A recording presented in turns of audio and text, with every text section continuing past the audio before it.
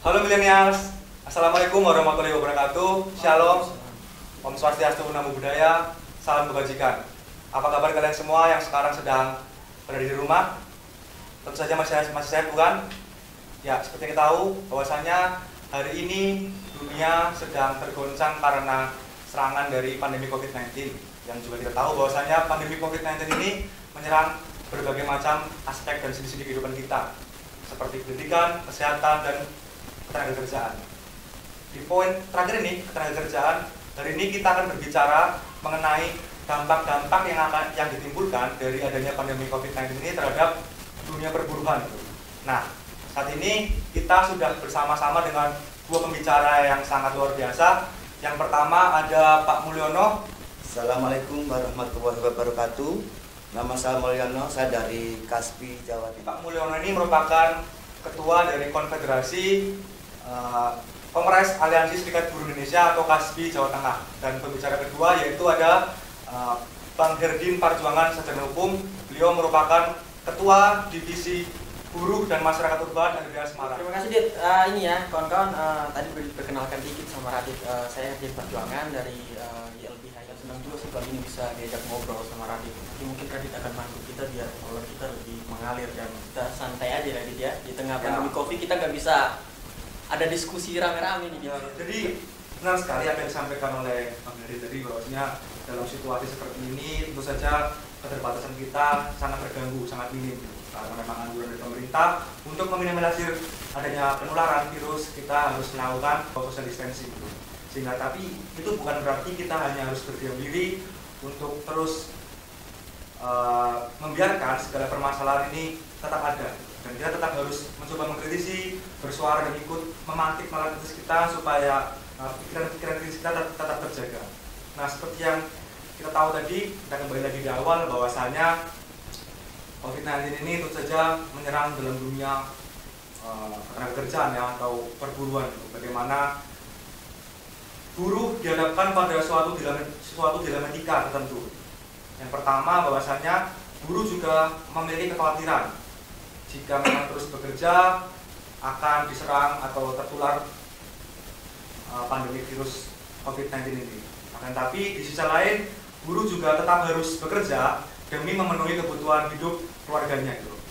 Sehingga hal ini menjadi sebuah perbincangan yang sangat penting untuk kita diskusikan bersama mengenai nasib buruh yang sebenarnya berada di ujung tanduk dalam COVID-19 ini. Nah, sebelumnya kita mungkin akan dengarkan dulu pemaparan yang akan disampaikan oleh Pak Mul sebagai perwakilan dari buruh mengenai dampak-dampak dan kondisi yang terjadi di lapangan terkait adanya PSBB ini gitu, yang merupakan kebijakan dari adanya pandemi COVID-19 ini. Monggo Pak Mul. Ya, terima kasih. Ya, perlu kita sampaikan sebelumnya saya harus menyampaikan bahwa selamat menjalankan ibadah puasa bagi yang situasi yang memang sungguh sangat memprihatinkan, terutama bagi kita di kalangan buruh ya. Buruh yang mana pada saat ini dihadapkan pada situasi dan kondisi yang sangat memprihatinkan. Banyak sekali beberapa buruh yang memang dirumahkan dan juga di PHK, yang mana dengan situasi dan kondisi buruh yang memang saat ini dirumahkan itu yang sebenarnya memang mereka harus mendapatkan upah, tapi banyak juga yang buruh itu tidak mendapatkan upah apapun, sehingga secara ekonomi dia akan terganggu dan menjadi beban yang berat pada saat ini, apalagi dengan adanya buruh yang memang di PHK sepihak. Dan ini menjadi keprihatinan kita bersama.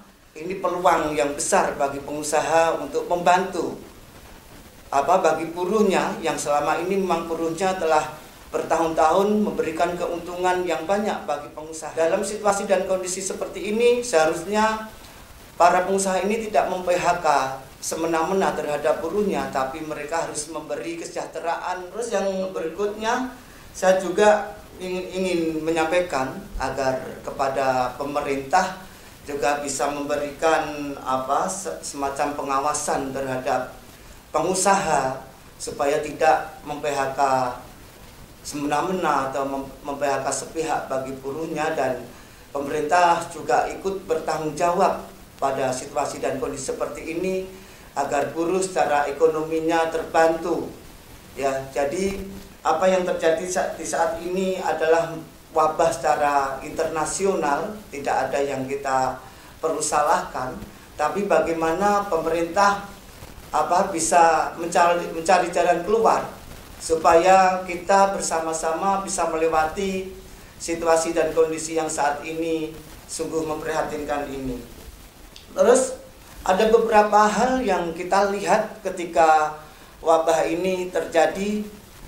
Banyak buruh yang dirumahkan, banyak buruh yang PHK, dan sudah terhitung di Jawa Tengah beberapa yang di PHK kurang lebih ada sekitar 24.240-an, dan ada yang dirumahkan juga beribu-ribu.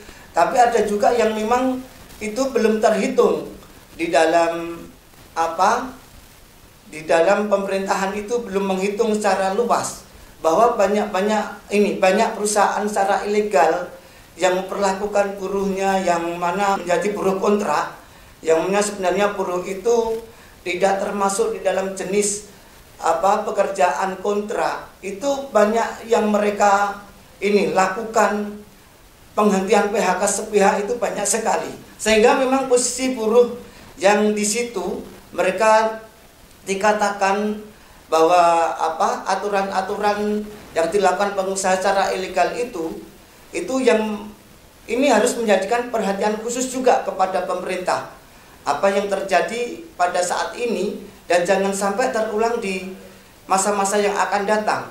Karena apa yang dilakukan perusahaan yang telah melakukan buruh-buruh kontrak yang seharusnya mereka itu tidak dilakukan kontrak, ini sungguh menyakitkan. Di saat ini mereka dihentikan begitu saja, tidak ada pesangon dan tidak ada kebijakan-kebijakan dari perusahaan yang lain yang sekiranya dapat supaya mereka bisa hidup bersama keluarganya ke depan. Ini yang menjadi perhatian kita, perhatian khusus bagi kita ya. Jadi saya meminta kepada pemerintah, terutama dari Dinas Pengawasan, ini supaya buruh-buruh yang bagi pengusaha yang melakukan pelanggaran terhadap buruh-buruh kontrak ini menjadi perhatian. Karena buruh itu harus dipikirkan keberlangsungan hidupnya ya. Jadi itu yang mungkin yang kita hadapkan Mas. Secara garis besar Pak Mulyono sebagai perwakilan dari buruh menyampaikan mengenai kondisi yang terjadi di lapangan, mengenai dampak-dampak yang ditimbulkan atau yang dihasilkan secara langsung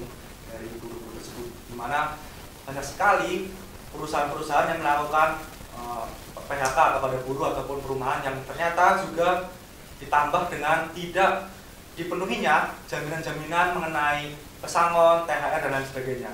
Tentu saja hal ini merupakan sebuah hal yang sangat serius dan tentu saja perlu kita perhatikan bersama bahwasanya masih ada ketidakadilan yang terjadi di negeri ini. Padahal seperti yang kita tahu bahwasanya tujuan dari negara adalah untuk mensejahterakan masyarakat. Nah, kita akan beralih kepada Bang Herdin selaku pengacara publik LBH Semarang mengenai tanggapan dari LBH Semarang terkait banyaknya kasus yang terjadi akibat COVID-19 ini. Sejauh yang kami tahu bahwasanya LBH Semarang telah membuka posko pengaduan, dan monggo silakan dilaporkan ada berapa kasus serta bagaimana strategi ke depan seperti apa. Monggo Bang. Yuk, terima kasih Dit. Ini ya, tadi kita sudah diantarkan dengan sangat baik oleh Pak Mul tadi selaku koordinator Kongres Aliansi Serikat Buruh Indonesia ya di Jawa Tengah.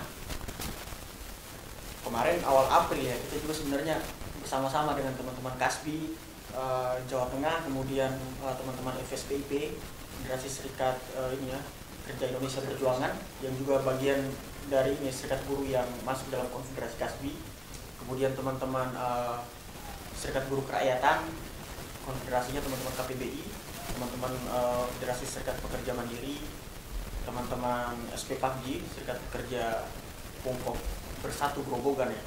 Ini satu serikat buruh yang baru didirikan oleh teman-teman.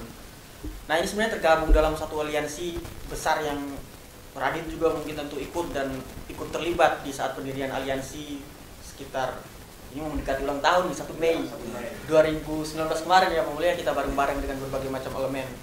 Tujuannya untuk menyoroti dan juga melakukan ini ya, advokasi atau solidaritas terhadap isu-isu yang berkembang di Jawa Tengah, bukan hanya isu ketenagakerjaan tapi isu lingkungan dan segala macam hal yang perlu kita soroti dan kita perlu untuk bersolidaritas agar itu nggak terjadi gitu.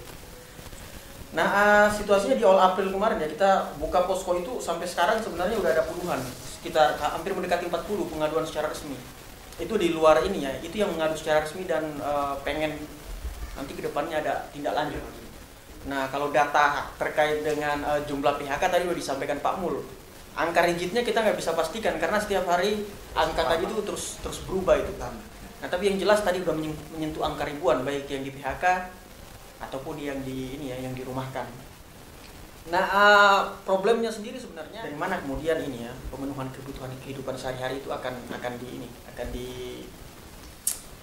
dipenuhi oleh teman-teman buruh yang bekerja dalam pabrik kalau seandainya mereka dirumahkan tetapi tidak ada upah yang kemudian mereka terima, ataupun kalau beberapa perusahaan ya trennya memang nggak ini ya, nggak secara umum semua nggak diupah. Ada yang masih diupah, ada yang diupahnya itu cuman sekitar setengah dari gaji atau di bawah dari setengah gaji, ada yang bahkan nggak diupah sama sekali. Jadi agak sedikit variatif itu, agak berbeda-beda. Nah, tapi sebenarnya ini ya, kalau kita mau kembali ke ketentuan Undang-Undang Ketenagakerjaan yang menjadi ini ya, patokan hukum di Indonesia kalau orang dalam hubungan kerja, baik itu pengusaha ataupun pemberi kerja, kalau orang tersebut kemudian dia dirumahkan, maka di Undang-Undang Ketenagakerjaan itu di pasal 93 ayat 2 ya, di huruf F itu disebutkan dengan sangat jelas bahwa ketika teman-teman pekerja atau buruh ini dia bersedia melakukan satu pekerjaan, tetapi kemudian karena kelalaian ataupun karena hal yang kemudian sebenarnya bisa dihindari oleh pengusaha, dia harusnya tetap dibayar upahnya, nggak boleh kemudian jadi dibayarkan.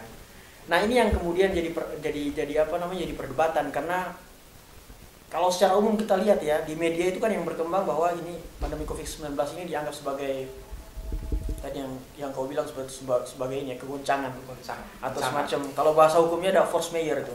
Nah, beberapa surat yang kemudian dikeluarkan oleh ini ya perusahaan-perusahaan itu mencantumkan force majeure, ada beberapa, dan ada yang dia mungkin nggak bilang force majeure tapi mengutip di dalam surat PHK ataupun ini ya dirumahkannya pekerja itu ini karena dampak dari pandemi COVID-19.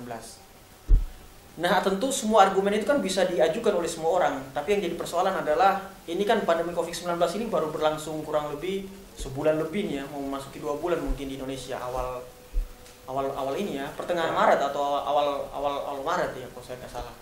Nah, sementara perusahaan kan beberapa udah berjalan bahkan sampai dengan lebih dari 10 tahun, udah bertahun-tahun berjalannya, artinya pundi-pundi keuntungan udah dikumpulkan. Nah, lalu kemudian dengan kejadian 1 bulan ini dari teman-teman buruh selama bekerja itu hilang begitu aja. Padahal kan kemudian nggak ada ini ya, secara publik pun kita nggak tahu. Bahkan di kondisi normal pun ketika perusahaan itu mengatakan dia nggak mampu membayar upah sesuai dengan upah minimum, maka di dalam ini setiap tahun ada penetapan upah minimum kabupaten kota. Itu kan dia dibolehkan untuk mengajukan agar membayar upah di bawah ketentuan upah minimum. Nanti akan disetujui oleh gubernur. Nah, atau bahkan kalau dia memang mau melakukan efisiensi ya, mau mengurangi buruh, mem-PHK dan segala macam, harus ada namanya audit akuntan publik. 2 tahun belakangan ya secara berturut-turut ada kerugian. Bahkan ketika ada kerugian pun yang namanya PHK tetap harus dibayar yang namanya kompensasi PHK. Ada pesangon, uang penghargaan masa kerja dan uang penggantian hak. Nah, kalau pesangon itu kan ini ya, berapa tahun masa kerjanya ya, maksimal kan ini ya 10 tahun ke atas pun itu kalau yang di Undang-Undang Ketenagakerjaan itu 9 bulan ini ya, 9 bulan upah. Kalau yang kemudian PHK-nya itu di luar ketentuan yang dibolehkan di PHK dalam Undang-Undang Ketenagakerjaan, maka dihitung 2 kali PMTK ya, atau 2 kali ketentuan 9 bulan upah kalau mereka yang di atas 10 tahun masa kerjanya. Uang penghargaan masa kerja dan juga uang penggantian hak. Itu semua hal yang harus dibayarkan, nggak boleh kemudian seakan-akan dengan COVID-19 semua aset perusahaan hilang gitu aja. Jadi kemudian PHK jadi dalil bahwa tadi ini ya, karena COVID-19 nggak ada ini ya, nggak ada kompensasi yang diterima. Ya. Atau ketika dirumahkan mereka ya tadi ada yang dikurangi serta-merta seakan-akan dibenarkan ya. Ya, itu yang jadi perdebatan. Nah, yang jadi pertanyaan kita adalah lalu di mana? Terutama bagi mereka yang dirumahkan ya. Lalu di mana fungsi dan keberadaan dari Dinas Tenaga Kerja, kalau di Jawa Tengah ya, Dinas Tenaga Kerja dan Transmigrasi Provinsi Jawa Tengah. Sementara di sana ada pegawai pengawas ketenagakerjaan. Mereka punya fungsi untuk melakukan pengawasan terhadap pelaksanaan dari undang-undang ketenagakerjaan dan ini ya, undang-undang yang mengatur tentang ketenagakerjaan di Indonesia. Nah, ketika dirumahkan dan upahnya dibayar di bawah upah minimum ataupun nggak dibayar sama sekali, saya pikir tidak cukup dengan kemudian dinas-dinas itu membuka posko agar kemudian perusahaan tadi mendaftarkan pekerjanya yang terkena PHK ataupun dirumahkan. Tetapi kalau emang ada ketentuan yang dilanggar dari ketentuan undang-undang ketenagakerjaan, harusnya sanksi tegas. Ada tindakan yang diambil. Soal sanksi itu kan nanti kemudian setelah dilakukan pemeriksaan, nota pemeriksaan ya, segala macam, dipanggil dan segala macam, ternyata emang ada pelanggaran yang dilakukan, ya harus diambil ini tindakan yang tegas. Sanksi-sanksinya pun udah jelas di situ. Nah, nggak boleh kemudian kita memandang secara umum. Sekarang kan kita belum lihat itu.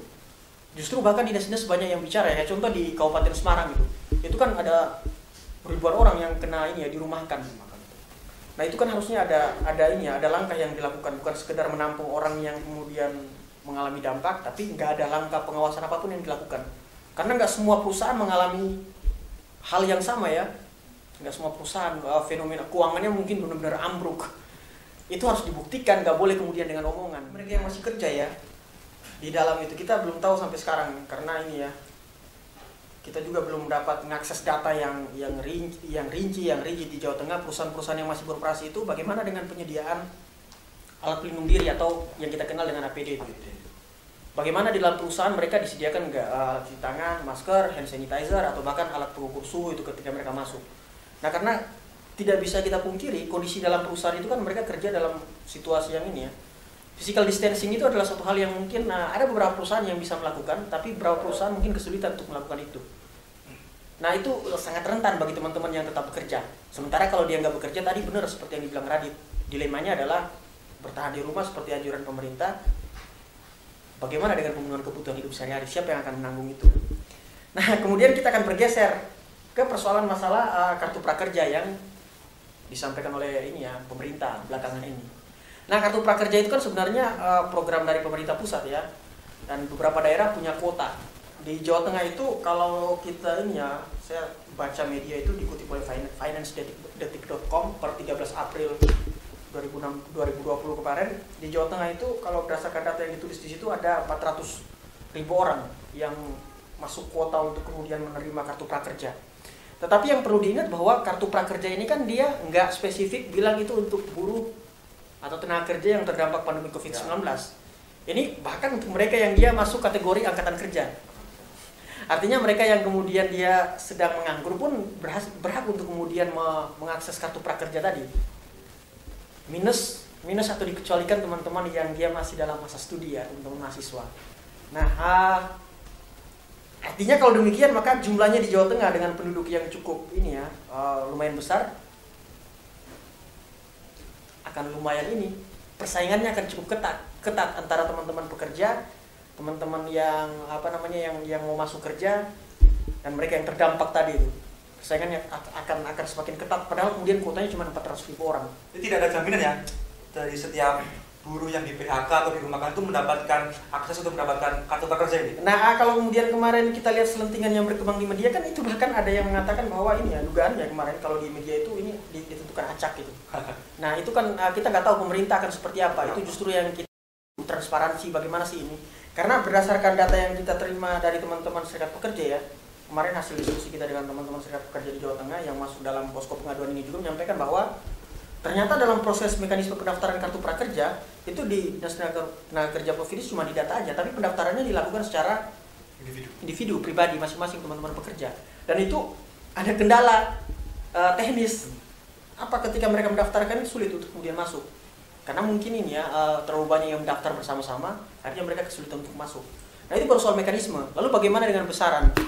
Kalau angkanya itu kan kemudian ini ya dari hasil tracking media kita lihat mentok di angka 3,5 juta untuk 4 bulan. Kalau saya nggak salah nanti boleh diklarifikasi 4 bulan.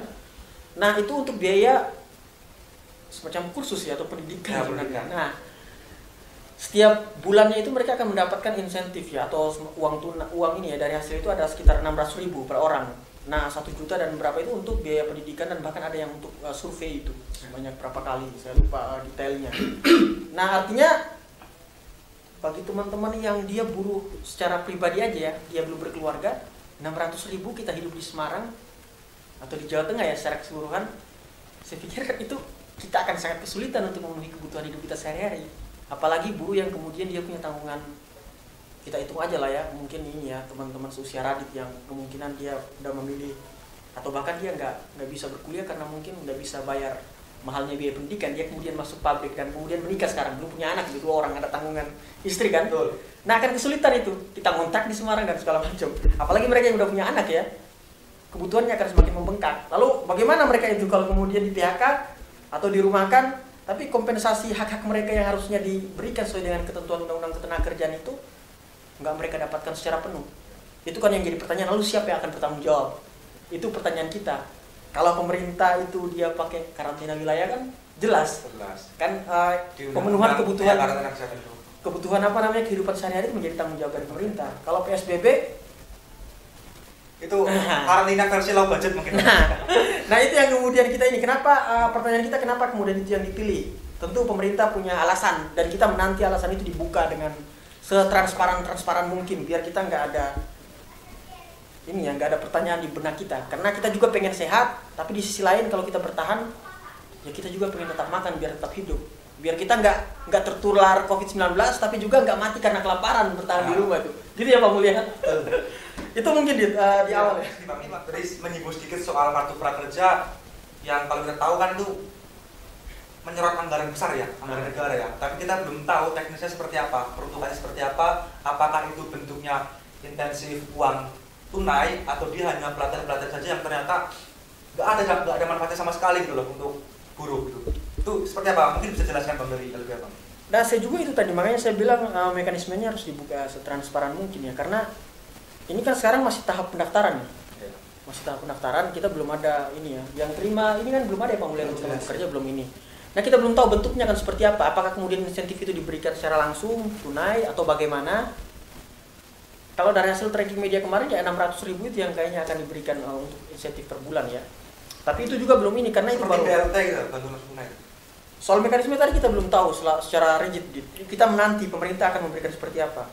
Nah di samping kartu prakerja itu kan ada hal lain yang kemudian disampaikan oleh pemerintah, jaring pengaman ekonomi. Tapi kan kemudian kita nggak tahu juga ya mekanismenya akan seperti apa, karena banyak solusi yang ditawarkan. Cuman ya kita menanti nih, pelaksanaan atau realisasinya seperti apa itu. Oke, jadi kita juga mengadakan polling ya di Instagram dan ada beberapa pertanyaan yang masuk ke kita dan kita akan pilih beberapa pertanyaan untuk ditanyakan. Nah, berkaitan dengan COVID-19 ini kan ya sebenarnya kan masih banyak ya pekerja-pekerja yang dia mau nggak mau harus, kalau kita bisa bilang dia berjudi ya dengan keadaan ya di dalam pabrik atau tempat kerja dia masih bekerja secara bergerombol, dan tentu saja potensi dia untuk tercemar atau tertular virus itu masih besar ya. Kalau dari pihak buruh sendiri dalam tataran lapangan, bagaimana upaya perlindungan untuk meminimalisir kekhawatiran terkait penularan virus itu, Pak? Oke. Jadi gini, kami mengharap dari beberapa perusahaan itu tetap menjalankan protokol kesehatan dari pemerintah ya. Mungkin untuk mengantisipasi timbulnya supaya tidak terpapar oleh teman-teman buruh, mungkin itu yang harus dilakukan. Dan saya melihat ada beberapa yang memang sudah ada kesiapannya mengenai APD ini, dan mulai dari pemakaian masker dan jaga jarak itu memang sangat penting. Terus cuci tangan sebelum masuk itu memang sangat penting, dan itu perusahaan harus diwajibkan seperti itu.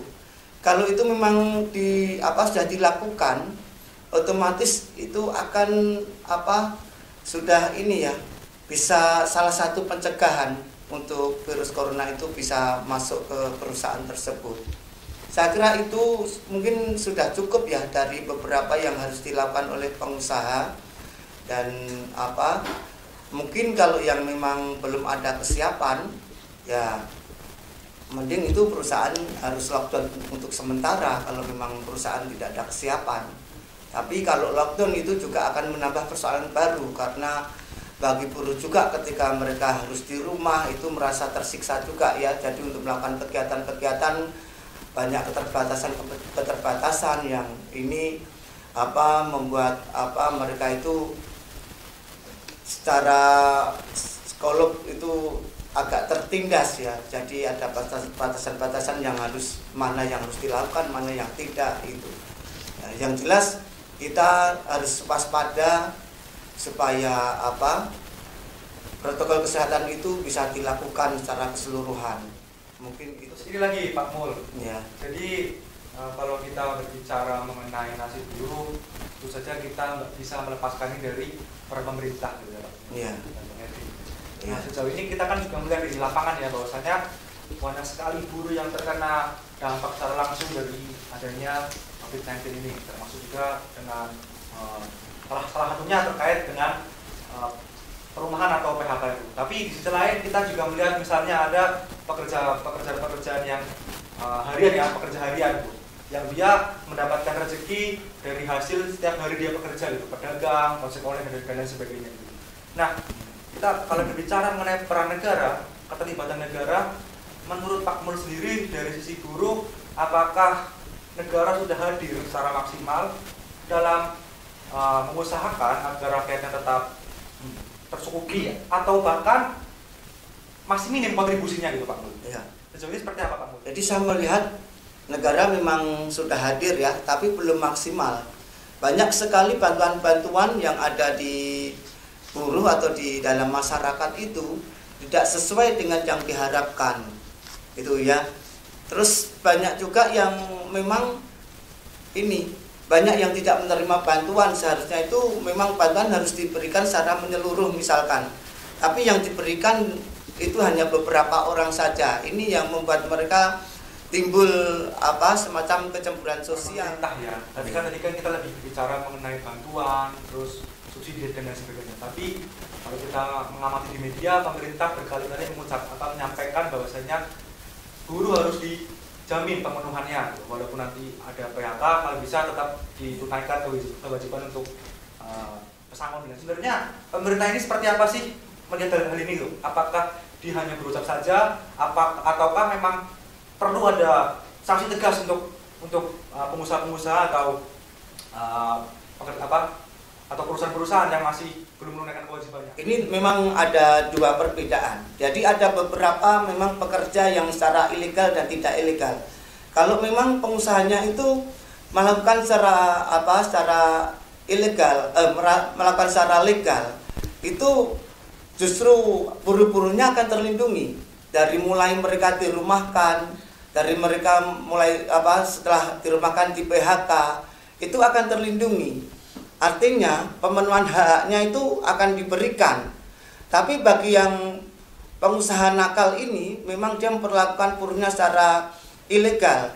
Jadi memang ini saya meminta pemerintah ini ada perhatian khusus bagi mereka-mereka yang memang di PHK atau dirumahkan ya. Jadi mereka ini memang perusahaan sengaja melakukan pelanggaran-pelanggaran ini yang memang pada dasarnya dari dinas pengawasan atau dari pemerintah ini memang jauh-jauh hari. Sebenarnya ada beberapa yang memang sudah tahu, dugaan saya ada juga yang memang belum tahu kalau di salah satu perusahaan itu ada pelanggaran-pelanggaran.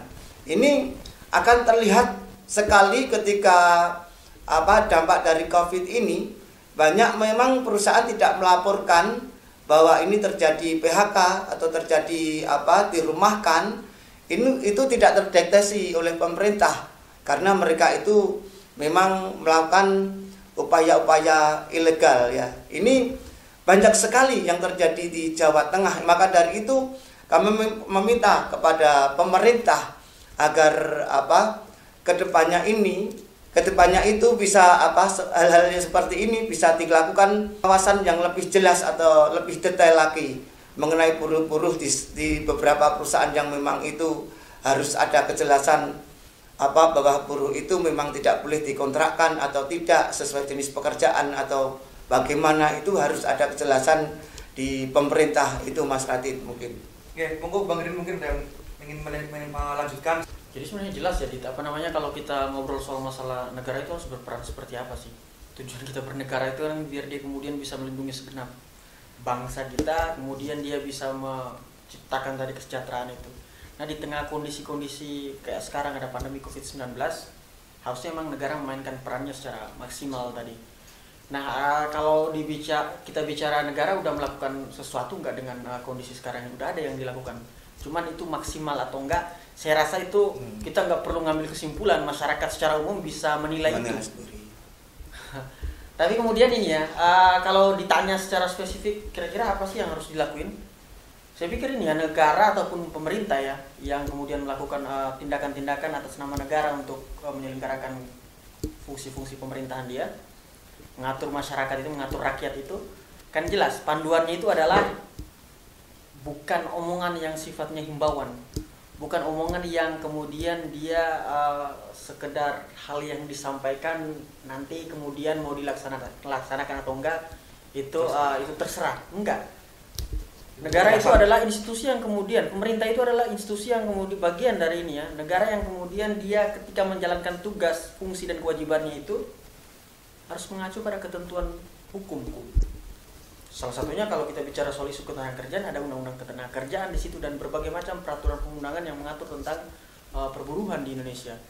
Bahkan ada beberapa konvensi internasional yang sudah kita ratifikasi. Konvensi itu kemudian ya bersama-sama dengan peraturan perundangan yang berlaku di kita saat ini, itu menjadi patokan untuk kemudian dilaksanakan. Nah, kalau tadi soal masalah dirumahkan, jelas di ketentuannya ketika dirumahkan harusnya upah tetap dibayarkan. Yang kedua adalah ketika mereka di PHK, jelas kompensasi PHK harus dibayarkan. Jadi bukan sekedar himbauan bahwa ya kalau bisa jangan di PHK, kalau bisa kalau ini dibayar segala macam. Bukan berhenti sampai dengan himbauan seperti itu. Ya. Kalau dirumahkan ya ada dinas tenaga kerja provinsi yang kemudian di situ ada pengawas ketenagakerjaan yang fungsinya melakukan pengawasan. Kalau udah berkembang seperti ini, terutama di Jawa Tengah ya, dirumahkan dengan jumlah yang cukup udah menyentuh ini ya, puluhan ribu itu, harusnya ada satu hal yang dilakukan, bukan cuma sekedar menerima pengaduan itu. Tapi sampai sekarang kan kita belum temukan itu. Selain kemudian update di media dengan informasi kaitannya dengan berapa jumlah orang yang dirumahkan di PHK, tapi kaitannya dengan pelanggaran-pelanggaran itu kita belum lihat itu. Padahal kan kemudian namanya dinas tenaga kerja yang punya fungsi pengawasan harusnya yang melakukan itu tuh. Nah, itu yang kita nanti itu. Nah, kemudian kaitannya dengan kartu prakerja tadi ya sampai sekarang kita masih menanti. Kalau kita sih ini ya Pak Mulya, kita di posko pengaduan yang kita buat kemarin, kita tegas bahwa ini kecil apapun kemudian nilai nominalnya, ketika itu diluncurkan dan jadi program ya harus diakses, dan mereka yang membutuhkan termasuk teman-teman buruh ya, itu harus bisa mengakses itu, karena itu akan bermanfaat ya untuk membantu tepat sasaran juga, membantu ini ya teman-teman yang ada di ini di tengah COVID-19 dan kemudian pemasukannya berkurang, nilai nominal sekian itu akan sangat membantu, meskipun nggak akan bisa menutupi kalau hitung-hitungan kita ya. Masih berkaitan sama pandemi COVID-19 ya, memang pemerintah dia memiliki anjuran untuk kita tetap berada di rumah, bekerja di rumah, belajar di rumah, beribadah di rumah kan. Tapi di sisi lain kita masih melihat ada DPR nakal curi pembahasan mengenai Omnibus Law yang sebenarnya kita tolak tuh, Omnibus Law Cipta Kerja. Kalau kita berbicara mengenai substansi, Omnibus Law Cipta Kerja ini muatannya terkandung dalamnya tidak mencerminkan masyarakat bawah sama sekali bro. Kita berbicara mengenai tim perumus yang diisi mayoritas oleh pengusaha, terus kita melihat adanya substansi-substansi yang bertentangan dengan nilai-nilai hukum dan norma-norma yang berlaku di masyarakat serta aturan hukum sendiri. Tentu saja hal ini harus kita perhatikan, akan tetapi DPR dan pemerintah malah mengambil dan mencuri kesempatan dalam situasi genting ini untuk terus membahas Omnibus Law Cipta Kerja ini. Nah, dari pihak buruh dan pihak pengabdi bantuan hukum sendiri, bagaimana melihat hal ini gitu, Bang Rin? Kalau saya ya, Omnibus Law ini kan kemarin ini ya, Omnibus Law RUU Cipta Kerja. Nah, kemarin kan ini ya, beberapa 2 hari atau 3 hari yang lalu Pak Mulya, ya, ada informasi 2 hari yang lalu di salah satu media ya, kalau ini ya klaster kan ada wacana yang berkembang bahwa kemudian tanggal 30 April itu akan ada demonstrasi besar-besaran yang dilakukan oleh teman-teman dari serikat pekerja ya. Tetapi Tetapi kemudian kemarin setelah ada pertemuan, kita bisa lihat foto yang beredar itu ada pertemuan dengan beberapa teman ini ya, dengan beberapa pimpinan serikat pekerja yang ada. Lalu kemudian keluar informasi bahwa klaster ketenagakerjaan itu ditunda ya, ditunda pembahasannya. Saya nggak tahu aksi 30 April akan tetap dilaksanakan atau enggak. Nah, tapi yang jelas bagi kami ini ya, RUU Cipta Kerja yang disusun dalam dengan konsep Omnibus Law ini sebenarnya bukan cuma bicara kaitannya dengan klaster ketenagakerjaan.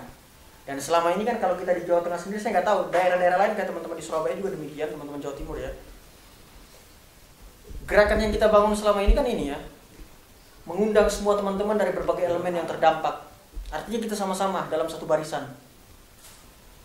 Di Jawa Tengah juga kita melakukan hal itu. Nah, waktu klaster ketenagakerjaan itu ditunda pembahasannya, kita akan lihat ke depannya akan seperti apa. Saya sih ini ya, termasuk orang yang mungkin dengan tegas mengatakan bahwa ketika RUU klaster ketenagakerjaan itu dicabut bahkan ya, bukan cuma sekedar ditunda, kalau kemudian dicabut dan klaster yang lain tetap dibahas, saya pikir kita sebagai bagian dari masyarakat ya, harus tetap menolak tegas RUU Cipta Kerja dengan konsep Omnibus Law tadi.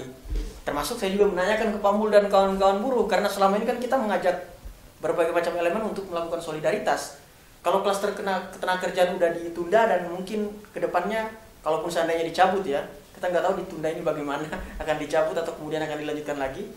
Apakah teman-teman ini ya, kalau saya sih yakin ya, teman-teman buruh di Jawa Tengah terutama yang tergabung di gerakan Rakyat Menggugat ya, GERAM itu kita akan berada di posisi bersama-sama dengan teman-teman di isu-isu yang lain, di klaster-klaster yang lain, karena itu mengancam kehidupan kita ya. Kita nilai begitu berdasarkan hasil kajian teman-teman akademisi di beberapa kali. Kenapa kemudian tetap dipaksakan? Saya pikir itu ya. Saya juga bertanya-tanya ya, harusnya di tengah pandemi COVID-19 ini DPR mungkin ini ya lebih menjadi apa ya? Dia semacam ini ya, mengawasi pemerintah ini, kira-kira melihat pemerintah kebijakan apa kemudian yang dilakukan. Apa yang sudah dilakukan itu kalau memang sudah tepat, mekanisme pelaksanaannya di lapangan seperti apa. Untuk penanganan COVID-19 yang sekarang udah ribuan kan yang kemudian terpapar positif. Yang meninggal saya lupa angkanya, karena saya sendiri pun agak parno kalau melihat angka itu. Tapi kemudian yang terjadi adalah pembahasan tadi tetap dibahas. Nah, secara hukum mungkin ini ya, kita kan banyak hal yang kemudian dikritisi karena secara hukum banyak hal yang nggak sesuai dengan ketentuan hukum yang berlaku. Tetapi itu tetap dijalankan. Ke depan akan seperti apa modelnya kita juga masih menanti, dan saya pikir harusnya dengan ditundanya klaster ketenagakerjaan ini tidak menyurutkan semangat teman-teman untuk tetap berjuang. Saya pikir juga teman-teman buruh harusnya ini ya, karena isunya juga menyentuh klaster di teman-teman kalau di Jawa Tengah sendiri ya, klaster isu teman-teman lingkungan, teman-teman petani, nelayan. Saya pikir harusnya kalau memang kita merasa bahwa kita bagian dari ini ya, masyarakat yang terdampak, kita merasa diperlakukan tidak adil ketika salah satu sektor kita mungkin merasa aman sementara teman-teman yang lain itu belum aman, harusnya ya kita tetap bersama saling solidaritas, biar kemudian ini justru nggak memecah gerakan ini ya yang solidaritas yang udah kita bangun di Jawa Tengah selama ini. Nah itu mungkin saya nanti bisa ditambahi Pak Mul. Gimana Pak Mul? Monggo silakan tambahkan soal itu Pak. Ya. Jadi kalau mengenai Omnibus Law ini kan baru penundaan. Kalau nanti habis COVID ini selesai, terus mau dibahas pembahasan lagi, tentu kami dari KASBI dan bersama Gerakan Rakyat semua akan turun jalan untuk melakukan penolakan agar Omnibus Law mengenai di klaster ketenagakerjaan itu agar dicabut, tidak ada pembahasan lagi. Karena bagaimanapun yang terjadi itu adalah merugikan buruh dan keluarganya. Mungkin itu Mas Adi. Dan kalau kita berbicara mengenai nasib buruh, kita juga nggak bisa melepaskan itu dari orang tua kita, kawan-kawan. Orang tua kita yang kemudian karena berbagai macam kebijakan yang merugikan, kemudian membuat penghasilan orang tua kita berkurang, pekerjaannya hilang, dan berpengaruh juga pada kehidupan kita. Dan imbasnya juga nanti biaya pendidikan dan lain sebagainya yang semakin mahal, tapi tidak dibarengi dengan pemenuhan kualitas hidup yang lebih baik. Terakhir Pak Mul dan Bang Irdin, kira-kira ada nggak, atau sebelum terakhir deh, kira-kira ada nggak yang ingin disampaikan kepada pemirsa sekalian yang sedang menonton di rumah dalam posisi apapun itu ya, terkait dengan apa yang sedang terjadi hari ini bagi negara ini gitu. Saya ini mungkin ya terakhir ya, kalau boleh bilang closing statement. Kalau Radit tadi bilang bahwa pemirsa di rumah dengan posisi apapun, saya pikir ini ya, di tengah pandemi COVID dan ini ya teman-teman yang sedang menjalankan ibadah puasa, saya yakin posisinya sekarang rebahan kayaknya. Ini ya, kami sih teman-teman yang fokus atau konsen di isu ini ya, tenaga kerjaan, isu perburuhan, saya pikir ini ya, diskusi ini mungkin sebagai bagian untuk kemudian menyambut ini ya, peringatan May Day, 1 Mei bangun. Dan kita terus terang mungkin tahun ini nggak bisa turun beramai-ramai ke jalan untuk menyuarakan aspirasi. Ya lewat inilah obrolan-obrolan seperti ini kita bisa menyuarakan, menyampaikan kondisi teman-teman buruh atau pekerja di dalam perusahaan seperti apa, segala macam problematika atau permasalahan yang mereka alami seperti apa, dan apa yang diharapkan bisa dilakukan oleh negara, pemerintah untuk ini ya, terutama mendesak para pemberi kerja ini, perusahaan-perusahaan ini untuk memperkeruh suasana, mempersulit kehidupan teman-teman buruh di tengah pandemi COVID-19. Itu mungkin ya apa namanya yang secara umum jadi bayangan dan harapan kita semua. COVID-19 akan cepat selesai dan kondisi akan berjalan seperti biasa lagi, akan kembali normal dan kita bisa lebih melakukan kerja-kerja untuk ini ya, menyoroti hal-hal yang kemudian merugikan masyarakat, termasuk teman-teman ini ya, buruh dan pekerja di dalam. Itu mungkin yang jadi harapan saya. Nanti Pak Mul mungkin juga punya ini ya, harapan atau semacam closing statement ya. Gimana dari Pak Mul closing statement Pak? Oke. Kalau kami kita sampaikan kepada kawan-kawan, jadi dalam situasi dan kondisi seperti ini ya, pertama untuk meningkatkan imunitas, jangan sampai tubuh kita itu lemah ya. Jadi kalau tubuh kita lemah tentu akan dengan mudah virus itu akan masuk ya. Untuk yang kedua, lebih semangat ya, semangat agar bagaimana kita ke depan itu agar lebih baik, jangan kita terbawa terus dalam situasi dan kondisi seperti ini. Dan yang ketiga, jangan lupa kita selaku buruh juga ini selalu belajar. Saat ini kami ingatkan, setiap ada persoalan bisa datang ke LPH lah, LPH untuk melakukan pendampingan kepada kawan-kawan semua di saat kawan-kawan butuh ya. Jadi kami dan bersama LPH siap untuk mendampingi kawan-kawan semua, dan tolong teman-teman jangan berdiam diri. Jangan hanya menerima impandum, tapi teman-teman harus berusaha bagaimana menatap ke depan supaya lebih baik bersama keluarga. Kita menyambut tanggal 1 Mei ya, May Day ya, Hari Buruh. Kira-kira apa yang akan dilakukan? Gerakan seperti apa yang akan dilakukan untuk menyambut Hari Buruh itu? Ya seperti yang saya bilang tadi ya, kita mungkin nggak memungkinkan untuk turun ke jalan dan menyuarakan secara langsung. Mungkin kita di 1 Mei itu akan ada press conference kaitannya dengan kondisi teman-teman buruh di tengah pandemi COVID-19 dan sedang melakukan ini ya, memperingati 1 Mei Hari Buruh. Termasuk kita juga akan mungkin launching kaitannya dengan ini ya, jumlah pengaduan dan apa yang akan kita lakukan. Kalau kemudian kita di teman-teman Posko itu sepakat untuk mungkin kita akan menyurati beberapa instansi ya kaitannya dengan pengaduan yang sudah masuk. Ini mungkin akan jadi sampel aja. Termasuk data-data dari pemerintah ya. Data-data dari pemerintah itu kan ada berapa ribu yang dirumahkan dan kemudian di PHK. Nah, bagi mereka yang dirumahkan dan di PHK ini harus ada titik tekan, digarisbawahi oleh pemerintah. Mana-mana yang kemudian dia melanggar norma-norma yang harus diawasi dan ada sanksi yang tegas bagi pihak pengusaha, itu harus dijalankan. Itu yang mungkin kita akan desak. Suratnya mungkin akan bisa ada dua alternatif ya Pak Mulia. Kita kirimkan atau kemudian perwakilan dengan dilengkapi APD tadi saya bilang akan menyerahkan langsung. Aksi simbolik ya. Aksi simbolik ya. Beberapa orang mungkin perwakilan aliansi tadi akan menyerahkan langsung ke Dinas Tenaga Kerja. Termasuk bagi mereka yang kemudian ternyata harus ditindaklanjuti kasusnya. Tadi Pak Mul bilang, ini kan posko pengaduan ini akan jalan terus selama pandemi COVID-19 ini berlangsung. Jadi bagi teman-teman yang pengen tahu bagaimana caranya untuk melakukan pengaduan, itu bisa akses website LBH Semarang atau kemudian buka ini ya, akun sosmed ya, sosial media baik itu Instagram, Facebook dan juga dan Twitter kalau saya nggak salah. Teman-teman bisa lihat di sana ada infonya, kemudian ada link yang bisa diklik dan kemudian langsung bisa mengisi data diri dan juga data perusahaan. Teman UNES juga mungkin ya, teman-teman mahasiswa juga bisa ikut membagikan itu biar bisa jangkauannya lebih luas. Karena data tadi akan sangat berfungsi bagi kita untuk melakukan ini ya, advokasi ke depannya. Bagi mereka yang tetap kasusnya ingin lanjut, tentu secara hukum kita akan dampingi secara hukum. Itu mungkin Adit ya, yang bisa ini gambaran kita, karena kita belum bertemu juga secara ini, secara langsung, belum ngobrol secara dalam. Tapi gambaran umumnya seperti itu mungkin. Pak Mul, Mayday.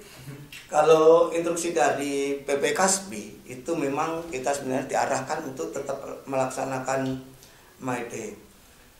Terutama bagi daerah-daerah yang memang tidak terdampak tidak terdampak, bagi daerah-daerah yang memang belum diterapkan PSBB ya, itu memang diupayakan untuk bisa melakukan peringatan 1 Mei ini dengan teknis-teknisnya yang kita sesuaikan dengan kita mau bagaimana. Itu Mas Radit.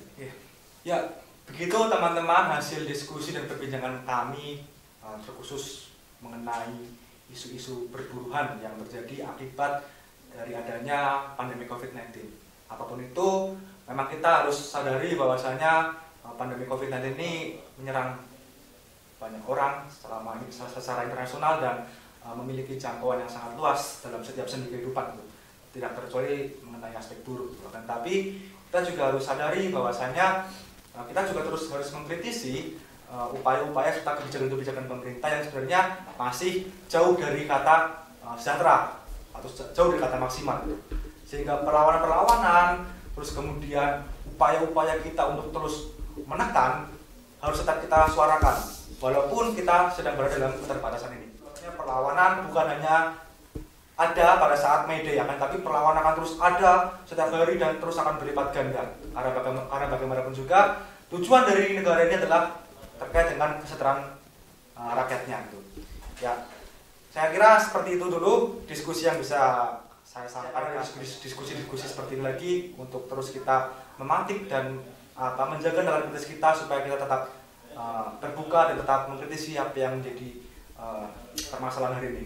Saya Ignatius Radit pamit undur diri dan mohon maaf apabila ada kesalahan dari segi kata maupun dari tindakan yang kurang berkenan.